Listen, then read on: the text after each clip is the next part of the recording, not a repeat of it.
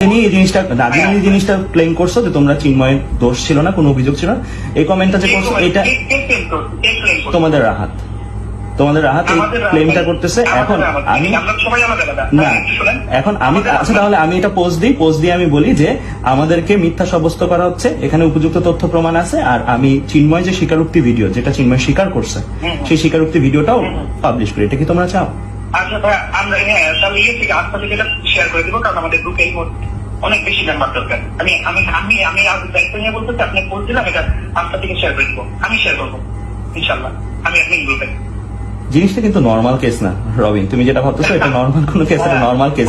আমি পোস্টটা দিই, তুমি গ্রুপে শেয়ার করে দিবা, যেটা বলছো সেটাই তাহলে তুমি করো। ঠিক আছে, আমার কোনো আপত্তি নাই, আমার মেম্বার দরকার। ওকে ঠিক আছে, তাহলে আমি পোস্ট করতেছি তাহলে। আমি সেটাও রাজি, কিন্তু আমার মেম্বার দরকার। না আমি এটাই চাচ্ছিলাম যে তোমাদের সাথে কথা বলে জিনিসটা